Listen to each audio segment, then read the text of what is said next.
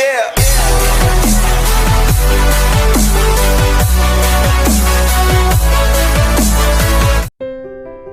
ನಮಸ್ಕಾರ ಸ್ನೇಹಿತರೆ, ಎಲ್ಲರೂ ಹೇಗಿದ್ದೀರಾ? ನಾನಂತೂ ಚೆನ್ನಾಗಿದ್ದೀನಿ, ನೀವೆಲ್ಲ ಚೆನ್ನಾಗಿದ್ದೀರಾ ಅನ್ನೋದು ಭಾವನೆಯಿಂದ.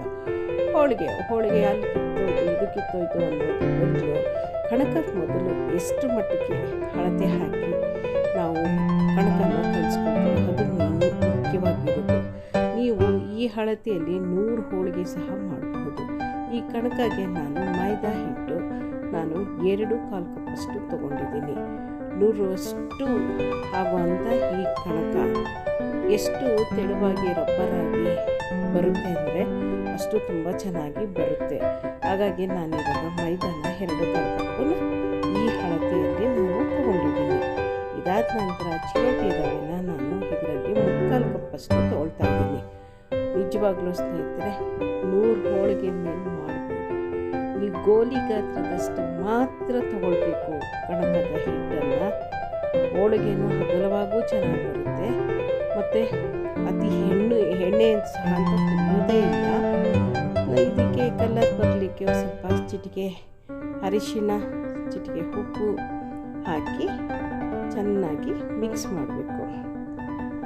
ಮೊದಲೇ ಈ ಅರಿಶಿಣ ಮತ್ತು ಉಪ್ಪು ಹಾಕಿದ್ದಾಗಲೇ ಸ್ವಲ್ಪ ಚೆನ್ನಾಗಿ ಮಿಕ್ಸ್ ಕೊಟ್ಬಿಟ್ರೆ ತುಂಬ ಚೆನ್ನಾಗಿರುತ್ತೆ. ನೋಡಿ, ಇಲ್ಲಿದೆ ಟಿಪ್ಸು. ಈ ಹಾಲನ್ನು ಹಾಕೋಬೇಕು. ಇದರಲ್ಲಿ ಮುಖ್ಯವಾದ ಟಿಪ್ಸ್ ಹೇಳ್ತಾ ಇದ್ದೀನಿ.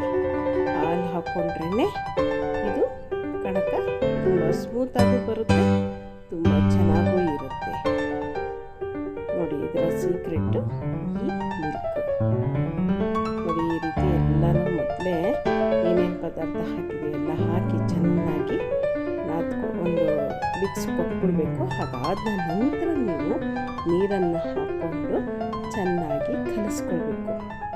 ಎಷ್ಟು ಮಟ್ಟಿಗೆ ಅಂದರೆ ಎಲ್ಲೂ ಹಿಟ್ಟಿರಬಾರ್ದು.